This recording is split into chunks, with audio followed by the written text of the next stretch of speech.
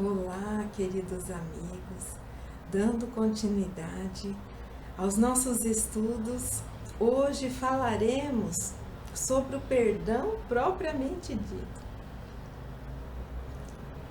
E uma coisa precisamos ter em mente: todos os ensinamentos de Jesus, tudo aquilo que ouvimos em palestras, tudo aquilo que lemos nos livros acerca do perdão tem um objetivo maior de fazer com que nós o pratiquemos. Mas para praticarmos precisamos conhecer os seus significados, precisamos entender o perdão sob diversos olhares, mas resumindo, trocando em miúdos, a finalidade de Jesus e todos aqueles que se dispuseram a falar sobre o perdão é auxiliar para que cada um de nós consiga vivê-lo, praticá-lo em seu dia a dia. É fácil perdoar? Digo com certeza que não. Mas vamos trilhar o caminho do perdão, conhecendo algumas especificidades acerca do perdão. Vamos entender o que é perdoar, como perdoar, quando perdoar, por que perdoar. E tomara que ao final desse caminho nós consigamos dizer que o perdão foi incorporado em nossas atitudes. Então, agora, estudaremos o perdão sob a ótica da parábola do credor incompassível. E quais as três premissas principais dessa parábola que nos auxiliarão na compreensão do perdão? Vamos rememorar? Somos todos devedores. Esse é um grande ensinamento da parábola. Se não perdoarmos, não seremos perdoados. Quer dizer, nós vimos com maiores detalhes que se não perdoamos e exigimos os nossos direitos, nós acionamos as leis de justiça para regerem ou imperarem em nossas vidas. E a partir do momento que perdoamos, nós acionamos as leis de amor para imperarem e regerem as nossas vidas.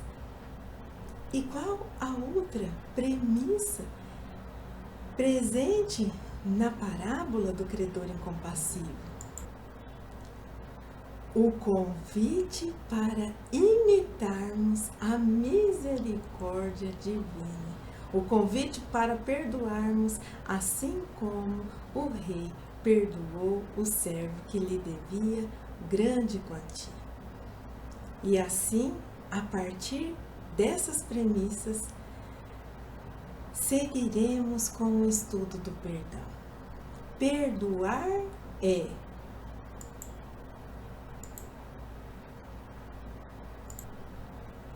um processo no qual se faz cessar o sentimento de ressentimento contra outra pessoa em virtude de uma ofensa recebida, indiferenças ou diferenças sofridas.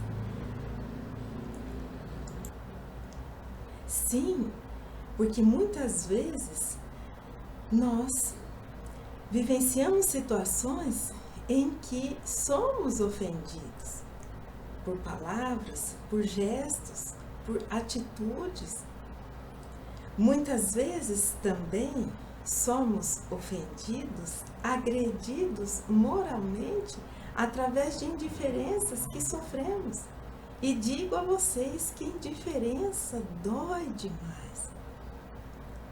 Em outros momentos nós sofremos diferença, somos discriminados em determinadas situações da vida. E essa vivência representa um fato gerador para que a mágoa se instale dentro de nós. Mas também,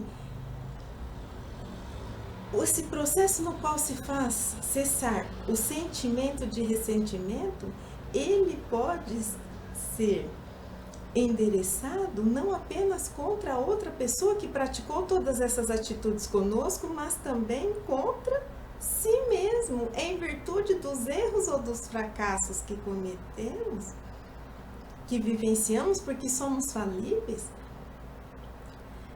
Para alguns episódios, para algumas circunstâncias, somos seguros e conseguimos passar com maior tranquilidade, mas para outras situações somos frágeis e não conseguimos, muitas vezes, ter o êxito esperado para aquela situação. Seja uma atitude profissional, seja uma atitude no campo voluntário, seja em uma vivência entre família. E assim o perdão seria esse cessar da exigência da punição ou da restituição.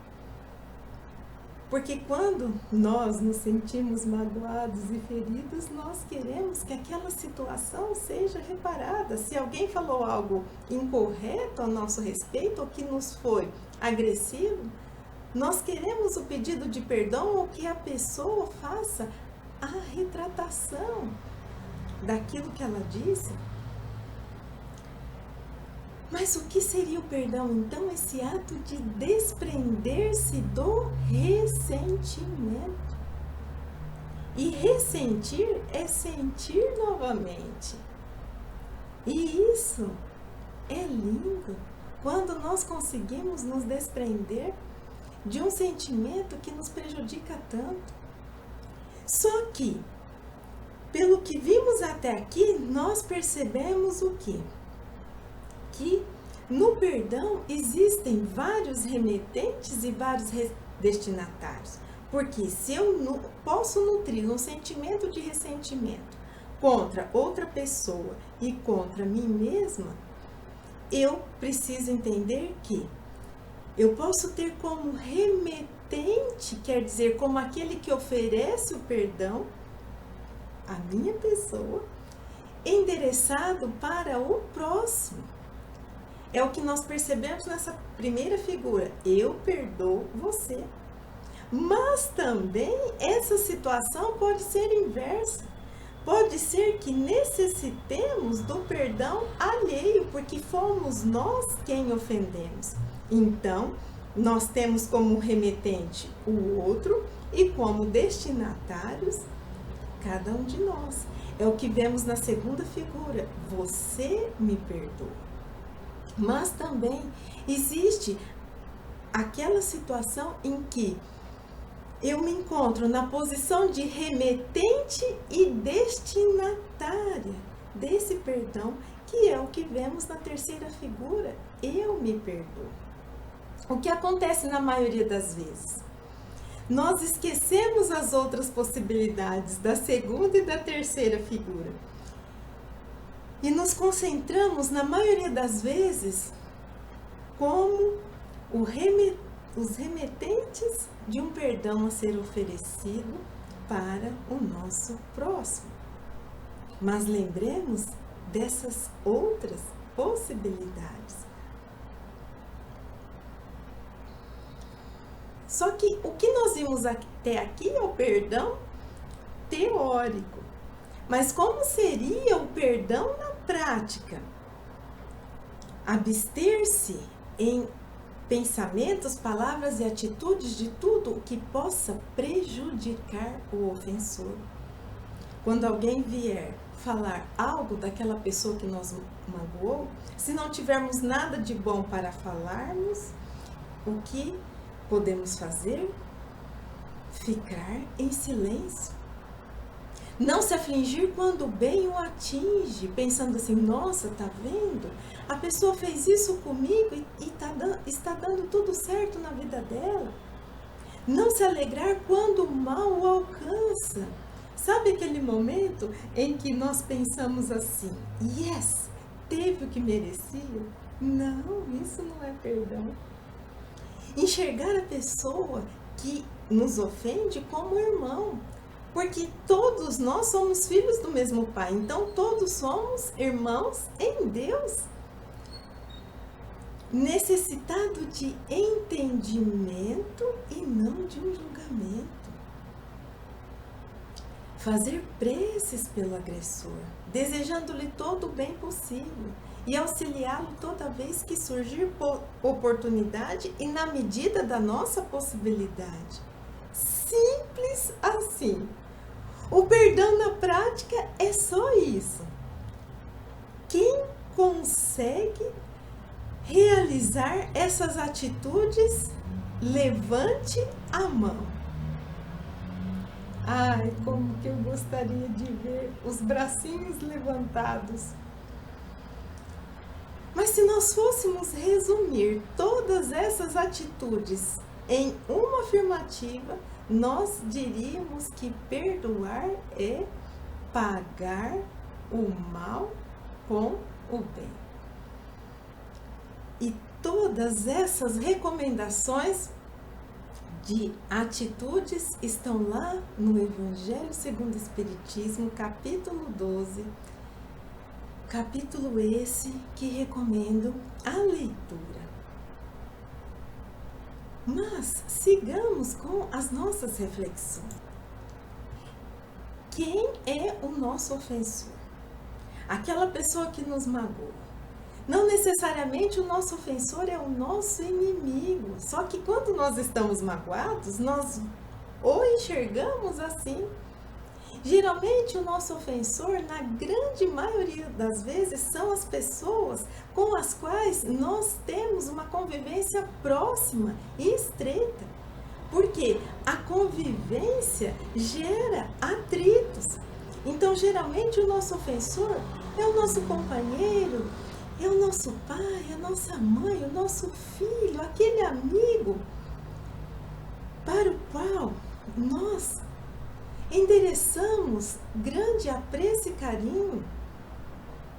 Mas outras vezes o nosso ofensor pode fazer parte do nosso ambiente profissional, do ambiente de um trabalho voluntário.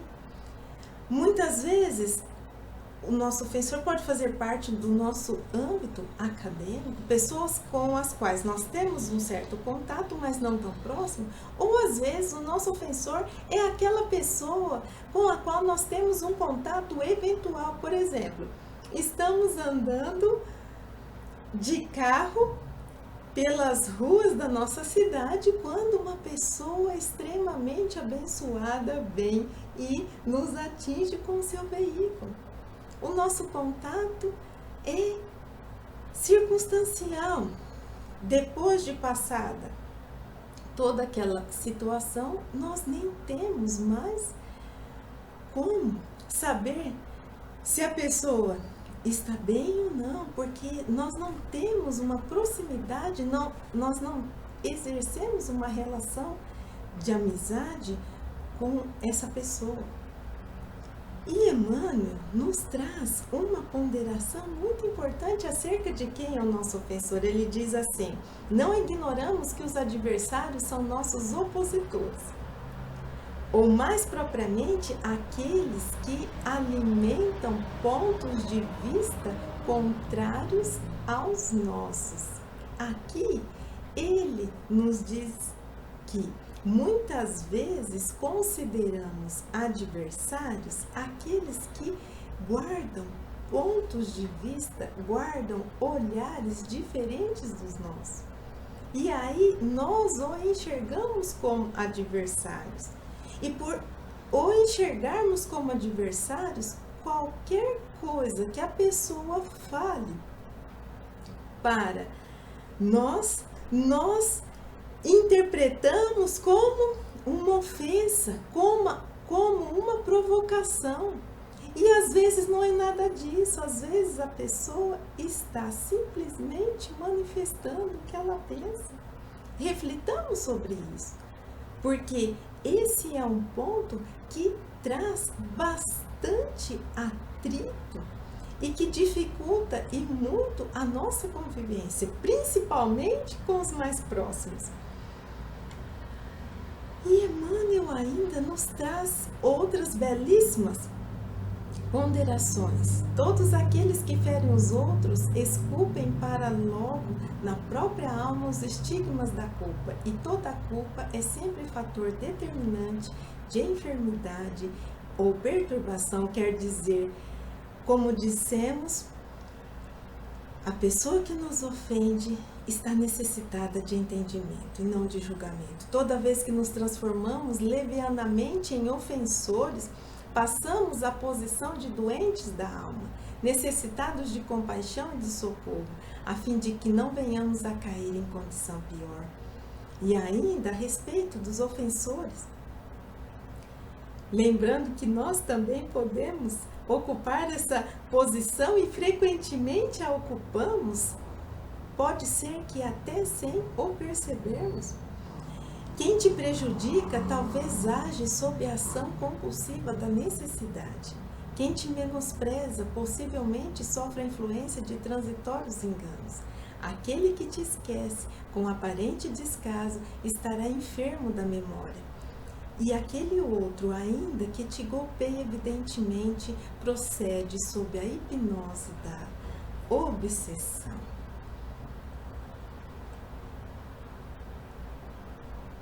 Continua dizendo, ouve, triste, os que injuriam e amaldiçoam, abençoa-os e passa. São tão infelizes que ainda não podem assinalar as próprias fraquezas. Basta a vida para retificar os erros da consciência. Observar em cada companheiro de luta ou do dia uma bênção e uma oportunidade de atender ao programa divino acerca de tua existência. Estendamos a misericórdia aos nossos ofensores, vez que somos necessitados da misericórdia divina para as ofensas que praticamos com os outros e somos necessitados também da misericórdia dos outros para conosco, em virtude das faltas que cometemos para com eles. Por que nos magoamos? A necessidade do perdão surge quando agasalhamos a mágoa em nosso coração. Mas nós nos magoamos geralmente por alguns motivos, e aqui listamos não um rol taxativo, mas um rol exemplificativo, quando a nossa expectativa em relação a alguém não é atendida. Nós esperamos que aquela pessoa, por exemplo, que é nossa amiga, nos dê prova de sua amizade, assim como em outros momentos nós demos prova da nossa amizade a ela. Mas, às vezes, ela não consegue isso. Nós, muitas vezes, a idealizamos. O que ela consegue fazer é diferente daquilo que nós esperamos. E talvez ela não haja dessa maneira, premeditadamente. Às vezes ela nem tem a consciência disso. Quando nós interpretamos a atitude do próximo de maneira inadequada, quer dizer, quando nós interpretamos tudo para o lado pessoal. Olha, você viu como ele falou comigo? Achei que ele me tratou com falta de respeito. Ele nem me deu atenção. Às vezes a pessoa estava ocupada, preocupada com alguma coisa, aflita, com pressa. Ela nos atende, mas nós gostaríamos que ela ainda estendesse um tapete vermelho para nós. Quando nós nos magoamos, quando utilizamos do artifício de vitimização de si mesmo. O que é isso?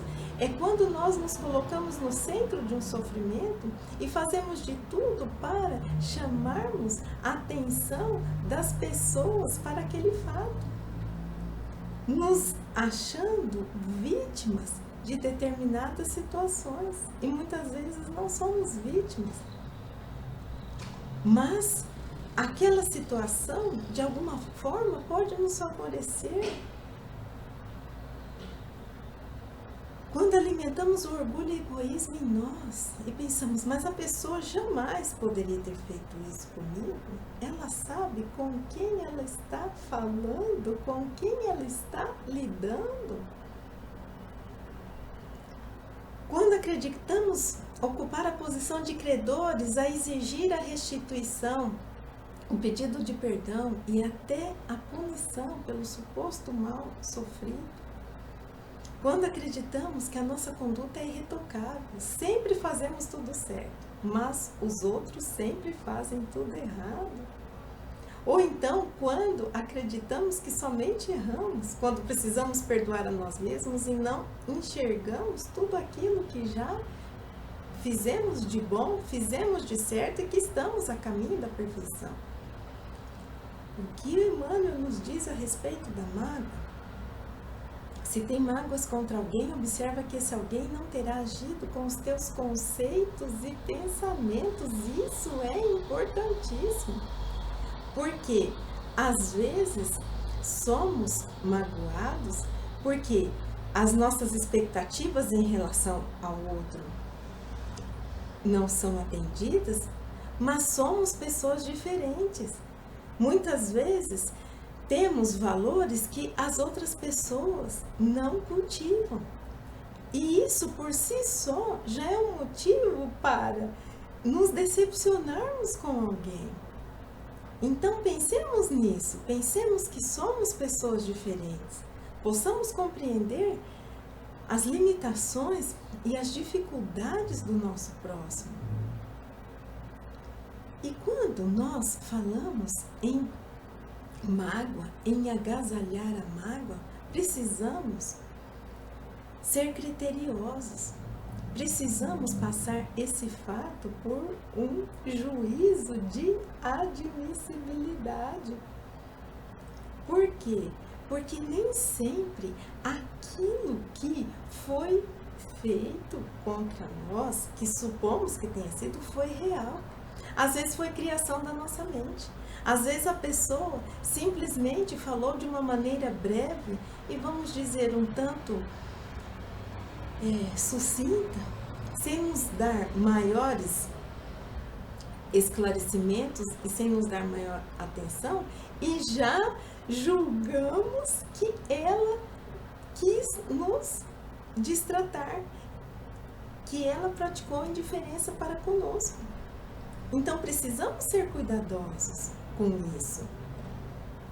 Agora, se depois de analisarmos e percebermos, sim, realmente a pessoa agiu como não deveria para comigo, não foi legal aquela atitude, aí sim nós precisamos envidar todos os nossos esforços para conseguirmos trilhar o caminho do perdão.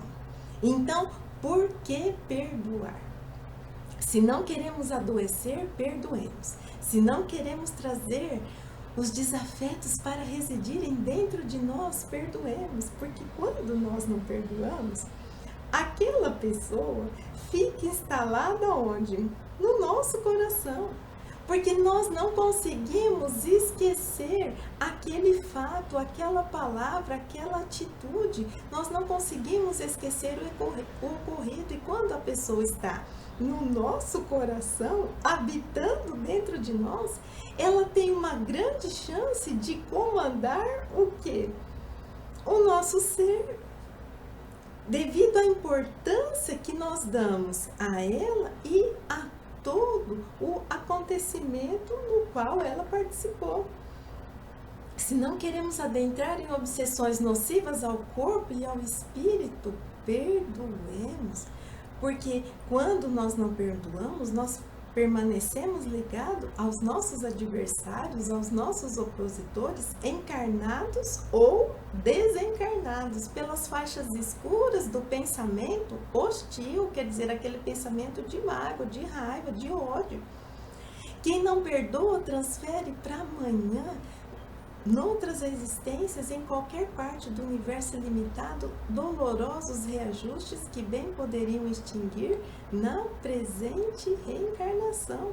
E aqui nós lembramos daquele conselho de Jesus: para reconciliarmos com os nossos irmãos enquanto estamos no caminho com Ele. Porque quanto mais rápido nós fazemos isso, menos difícil é.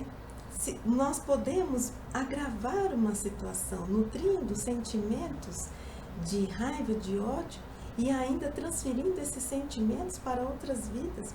O maior beneficiário do perdão não é, como parece, aquele que o recebe, mas o que o concede, porque perdão é libertação. Quem perdoa liberta o coração para as mais sublimes manifestações do amor que eleva e santifica. Emmanuel vem corroborar esses aconselhamentos, né? Dizendo que perdão é requisito essencial no erguimento da libertação e da paz. Ele ainda nos diz que as ciências psicológicas da humanidade terrestre nos recomendam que é preciso desinibir o coração, escoimando de quaisquer ressentimentos e estabelecer o equilíbrio das potências mentais, a fim de que a paz interior se nos expresse por harmonia e saúde. Porque quando não perdoamos, não temos paz. Quando perdoamos, temos grande chance de desenvolvermos uma série de doenças. Por quê?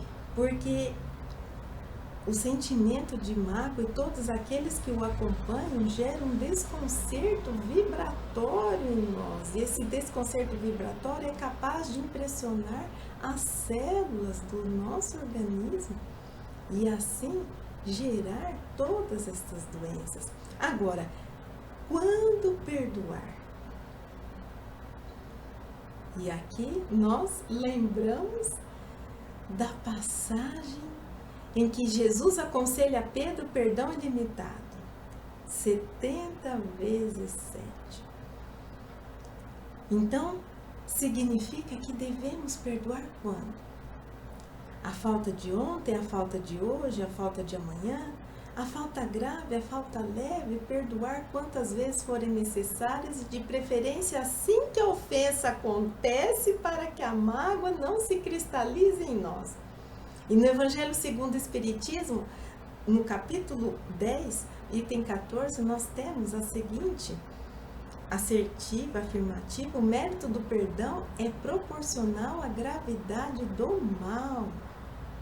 Então, o nosso mérito será maior quanto maior for a falta para conosco se perdoarmos. Porque muitas vezes as pessoas dizem assim: tem coisa que até dá para perdoar, mas outras não podem ser perdoadas de jeito algum, de forma alguma, porque são muito graves. Mas pelo aconselhamento de Jesus nessa passagem, por tudo que estudamos na parábola do credor incompassível, perdoar é preciso e perdoar sempre. E quando devemos perdoar o mais rápido possível, porque quando não perdoamos, aquela mágoa vai se cristalizando, vai criando raízes e aí fica mais difícil. Eu costumo dizer que quando nós preparamos algum alimento em nossa casa, e geralmente o preparo de alimentos em uma panela, ele, dependendo do tipo de alimento, ele deixa, alguns resquícios naquela panela. E se nós não limparmos aquele utensílio rapidamente, o que vai acontecer? Aquele resquício de alimento vai endurecer e vai ficar cada vez mais difícil limpá-lo, retirar aquele resquício, se o tempo for passando. Se deixarmos um dia, 2 dias, o que acontecerá, precisaremos deixar aquela panela de molho, se for o caso, até colocar água, ferver, para ver se aquilo se desprende. É a mesma coisa conosco. Mas, lembrando, perdoar não é um trabalho fácil. Perdoar exige esforço, mas além de esforço, perdoar exige vontade.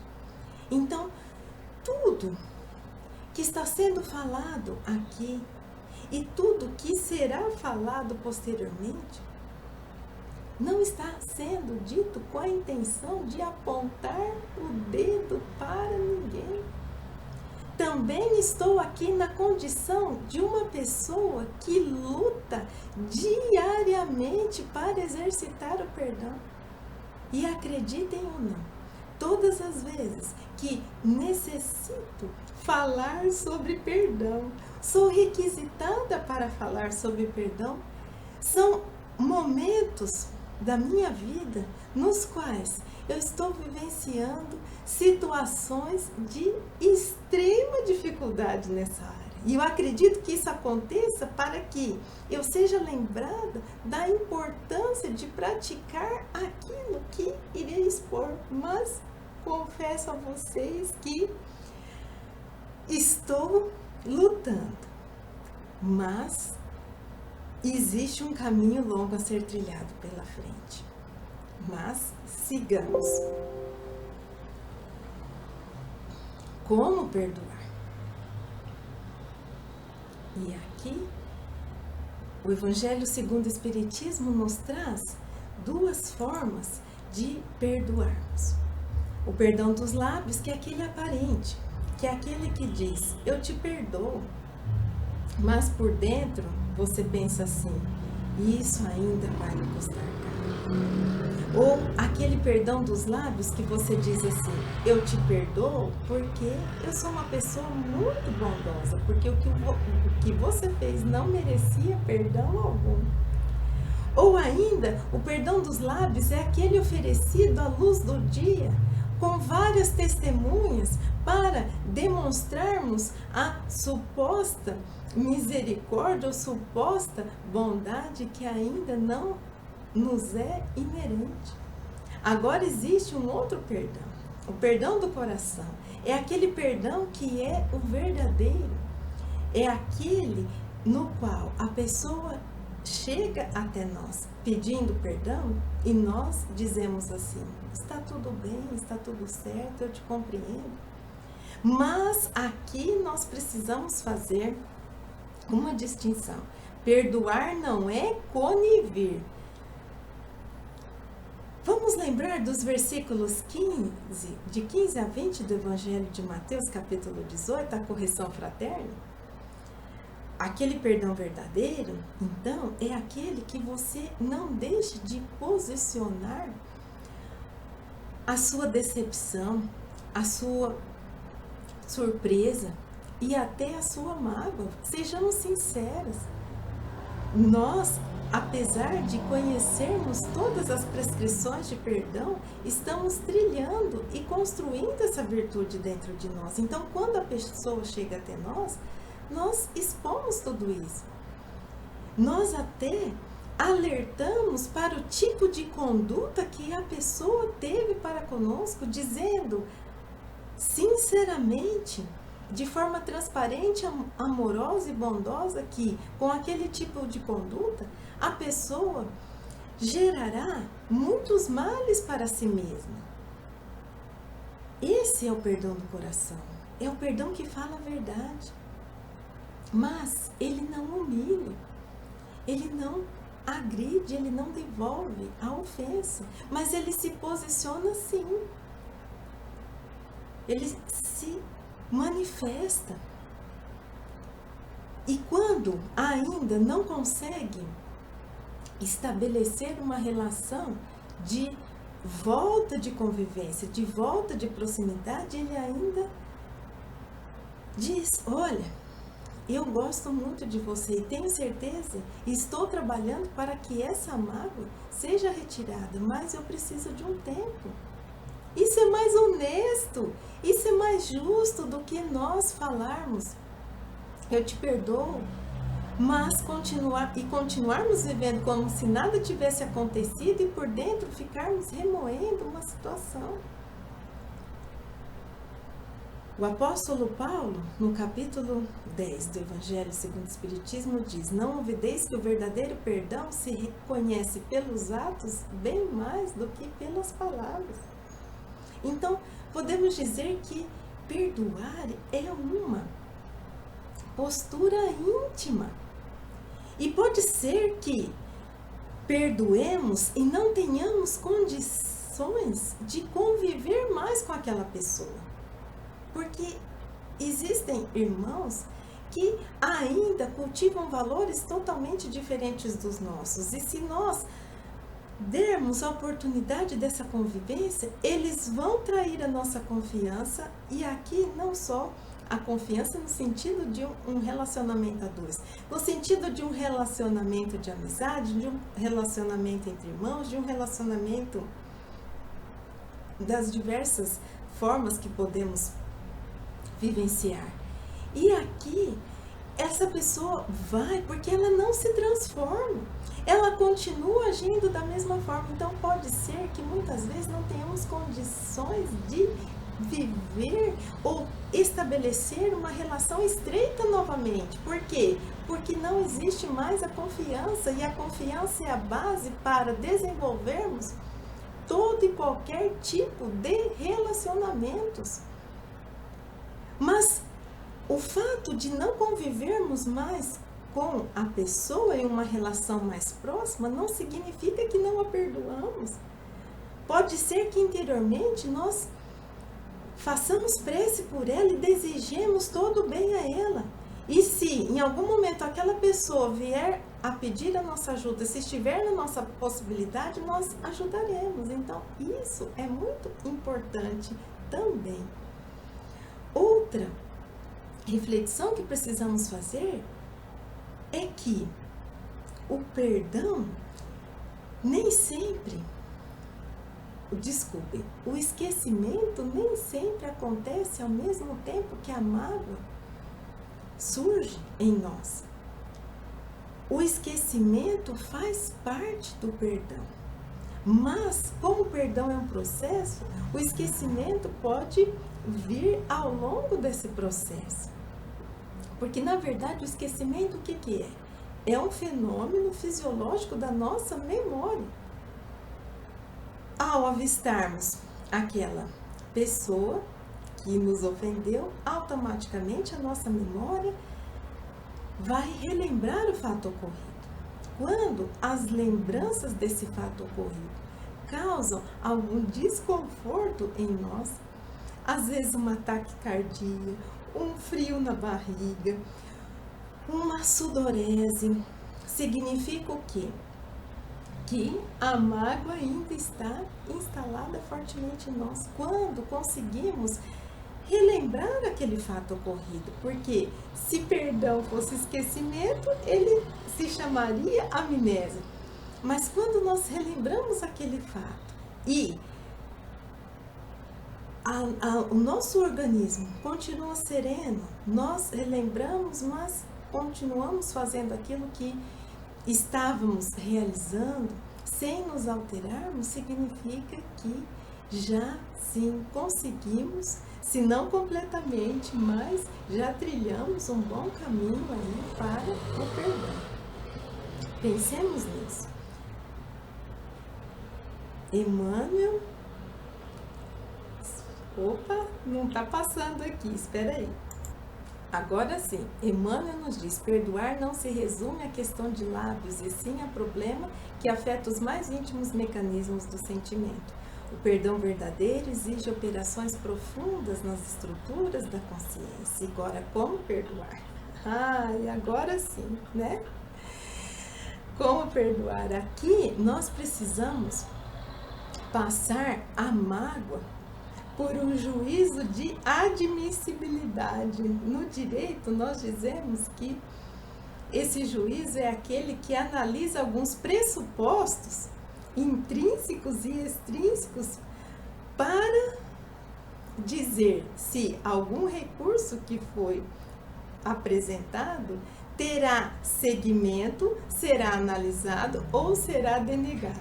Então, nós precisamos passar a mágoa por esse juízo de valor. Precisamos ser criteriosos. Então, vamos lá. Será que interpretei corretamente a atitude, a palavra do meu próximo? Será que eu não levei tudo para o lado pessoal e não era nada daquilo? Será que pontuei as dificuldades que o suposto ofensor vivencia no momento atual? Porque, às vezes, as pessoas estão passando por momentos tão difíceis que elas nem sabem direito o que estão fazendo. Não justifica a agressão? Não justifica. Mas será que nós não podemos compreender? Será que nós já não passamos por situações nas quais ficamos insuportáveis para com aqueles que conviviam conosco? Tamanho era o nosso nervosismo, tamanha era a nossa irritação, tamanho era o nosso desânimo. Em quantas situações o ofensor de hoje já nos estendeu a mão amiga nas horas de dificuldades? Procuremos lembrar as coisas boas que aquela pessoa que nos prejudicou hoje já nos fez. Porque aí nós vamos nutrindo o sentimento de gratidão, e quando nutrimos a gratidão em nós, temos grande chance de abrir e iniciar o caminho do perdão em nós mesmos. Será que realmente sou ofendido da história? Porque às vezes nós atiramos a primeira pedra e a pessoa reagiu. E aí, o que acontece? Nós esquecemos que nós os provocamos e nós lembramos apenas da ofensa. Então, será que eu sou realmente ofendido da história? Será que eu não proferi a primeira palavra? Será que eu não atirei a primeira pedra? Será que nunca errei em relação a essa pessoa, a outras pessoas, em outras circunstâncias, em outros tempos, a fim de que eu necessite também do seu perdão? Será que não sou tão necessitado do perdão divino e do perdão alheio como esse que acaba de me ofender? Porque aqui nós vimos as 3 possibilidades de perdão, mas como para a grande maioria de nós o que é mais difícil é conseguir perdoar alguém, o foco de toda essa nossa conversa, vocês devem ter percebido, é nesse perdão no qual eu sou o remetente, eu preciso oferecer o perdão e os outros são os destinatários. Mas pensemos também que é difícil para as pessoas chegarem até nós e pedirem perdão porque não sabemos, porque elas não sabem qual será a nossa reação. E quando isso acontecer, lembremos também da dificuldade que temos em pedir perdão para o nosso próximo. Emmanuel nos diz o seguinte: muito difícil nos vejamos com alguma parte de culpa nos sucessos indesejáveis de que nos somos vítimas. Quer dizer, nós sempre acreditamos que não temos culpa de nada, somos santinhos. Mas ao influxo da divina providência, a cujo patrocínio recorremos, ser-nos-á possível recordar os nossos próprios impulsos menos felizes, as sugestões delituosas que teremos lançado a esmo, as pequenas acusações indébitas e as diminutas desconsiderações que perpetramos, às vezes até impensadamente, sobre o companheiro que não resistiu à persistência de nossas provocações, caindo, por fim, na situação de inimigo perante nós, aquilo que dissemos. Às vezes o outro reagiu a uma primeira ação nossa. Observaremos que muito dificilmente estaremos sem alguma parcela de culpa nas ocorrências desagradáveis de que nos cremos vítimas. Como perdoar? Bom, vimos que precisamos passar a mágoa por esse juízo de admissibilidade, mas também precisamos de algumas outras atitudes. E aqui listamos algumas no sentido de profilaxia, que seria, o que é profilaxia? É um termo da medicina onde são executadas algumas medidas a fim de se evitarem as doenças. Então, a fim de se evitar que a mágoa se instale em definitivo em nós. E em definitivo não, porque nós sempre podemos retirá-la, mas às vezes ela é tão bem acolhida por nós que ela passa longos e longos tempos conosco. A prece. A prece é o momento em que nós abrimos o nosso coração a Deus, agradecemos, pedimos, louvamos, desabafamos, reconhecemos as nossas limitações e pedimos as forças necessárias para conseguirmos compreender a atitude daquele irmão para conosco. A leitura edificante, o estudo, porque a leitura edificante, o estudo, eles nos trazem novos conhecimentos, ampliando o nosso olhar. A reflexão sobre as próprias atitudes e a busca pela transformação moral. Pai, eu quero ser uma pessoa melhor. Eu quero perdoar. Ajuda-me. E toda vez que nos transformamos, nós estamos, sim, trilhando o caminho do perdão. Porque aquele que mais oferece o perdão é aquela pessoa mais elevada moralmente.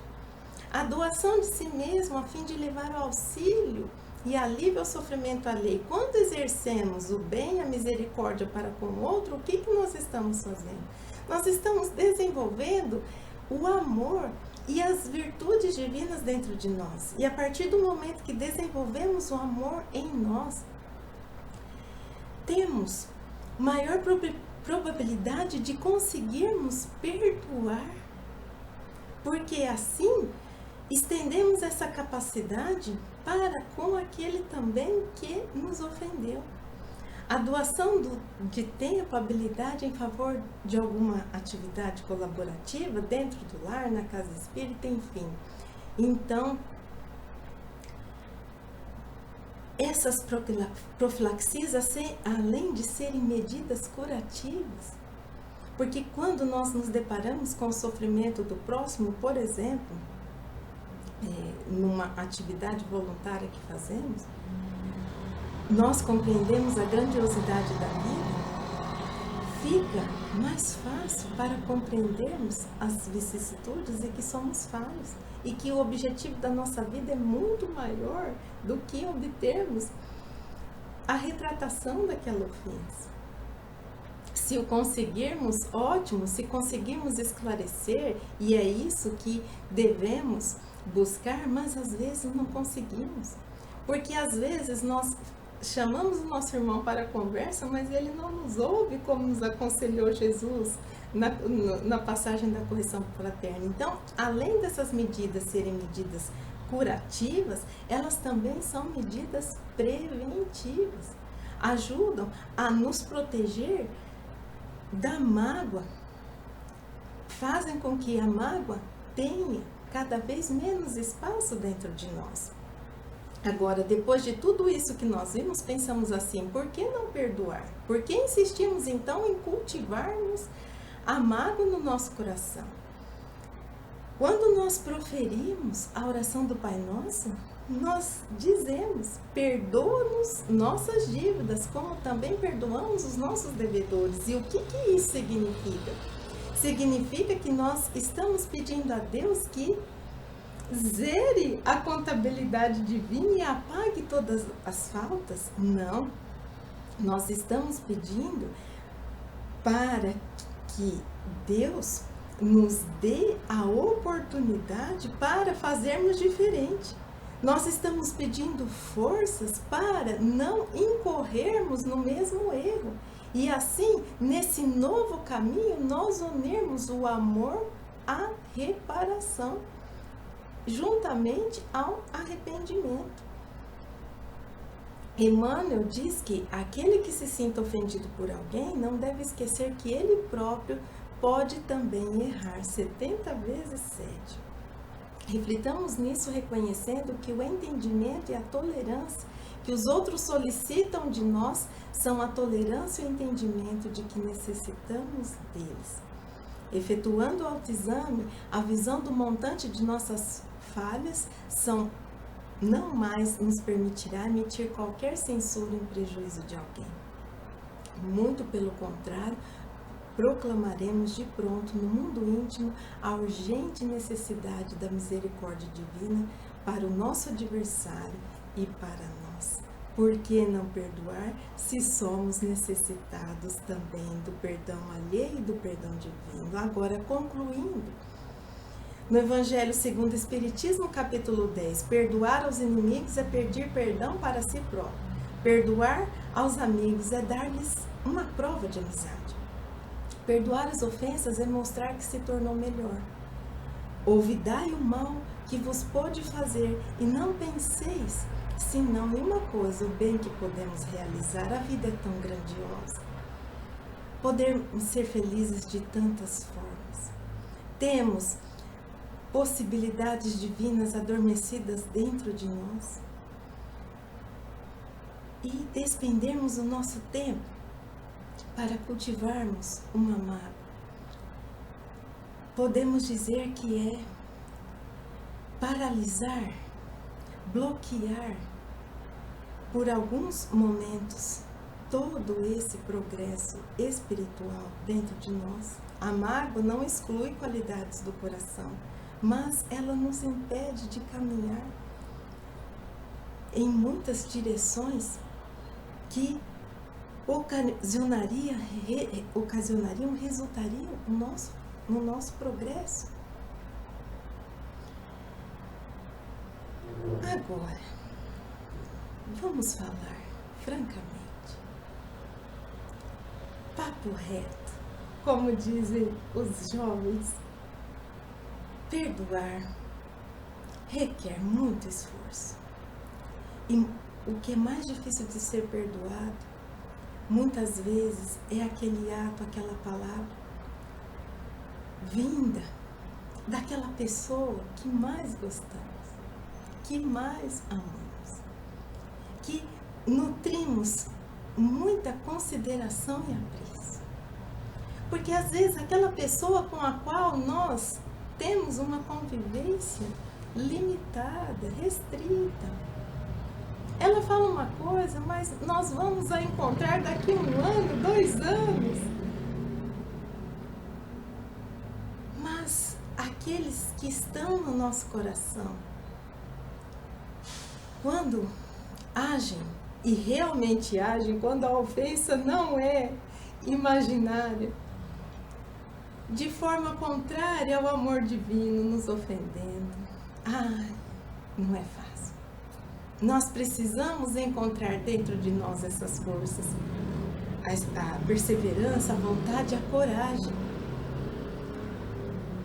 Consegue perdoar aquele que traz amor a Deus e às criaturas, enxergando a todos como irmãos. E eu digo que quando nós perdoamos, realmente nós estamos manifestando esse amor a Deus, dizendo assim: Pai, eu estou aqui.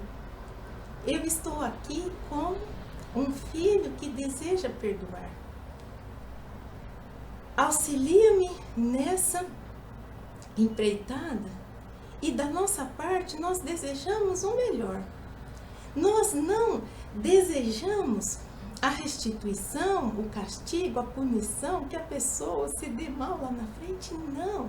Nós nos libertamos de tudo isso, porque a preocupação é com que nós nos libertemos daquela mágoa que nos prejudica, que nos faz mal, que nos paralisa. Eu digo que quando fazemos isso, quando nós nos entregamos a Deus e entregamos também essa mágoa a Deus, nós estamos nos desincumbindo da autotutela. O que é autotutela? É um instituto utilizado no ramo do direito e traduzindo em miúdos, trocando em miúdos, melhor dizendo, é fazer justiça com as próprias mãos. Não. Nós abdicamos dessa incumbência e deixamos a Deus aplicar as suas leis. Só que Deus, ele age por impulso oficial. A justiça divina não precisa ser provocada como a justiça que encontramos nos dias atuais. No nosso país, por exemplo, que traz como princípio a inércia, quer dizer, ela só pode agir se for provocada, se for solicitada. Deus não. Deus tem esse olhar justo e atento para todos nós. Só consegue perdoar aquele que é humilde para reconhecer os próprios erros. E assim, sabe que se o irmão errou, ele também já errou. E que também necessita da misericórdia divina, e só consegue perdoar aquele que traz gratidão pelo perdão divino e o amor que lhes são oferecidos a cada instante, através de oportunidades preciosas nas quais ele alia o arrependimento, a expiação e a reparação, a gratidão pelo bem que nos acontece, pelo mal que não nos acontece, pelo mal que nos acontece, porque às vezes aquele mal, como diz André Luiz, é o bem mal interpretado. Pensemos nisso. Pensemos no perdão sob a ótica que essa parábola nos trouxe.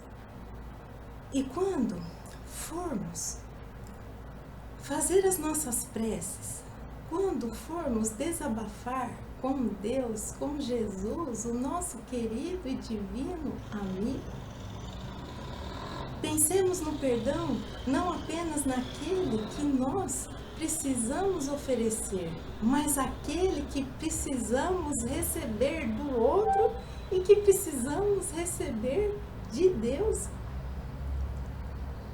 Que possamos dizer a Jesus mais ou menos assim: Jesus, estou aqui a te rogar o bálsamo que alivia para a dor que insiste em pulsar em minha alma todo dia, pois não consigo perdoar aquela pessoa amiga de quem guardo o carinho, que em um instante de briga atirara-me doloroso espinho que me entristece e me fadiga. Estende a tua mão, Senhor, pois quero viver os teus ensinos, sentir e espalhar amor, desenvolver os dons divinos, incompatíveis com o rancor. Aclara a minha visão, segura-me em teus braços, pois trago imperfeição que perturba os passos, habita, enfim, o meu coração. Queridos amigos, foi uma alegria estar junto com vocês nesses estudos. Encerramos nesse ano os estudos do Evangelho de Mateus, só que ano que vem tem mais. Até lá, um grande abraço a todos e que juntos consigamos trilhar o caminho do perdão.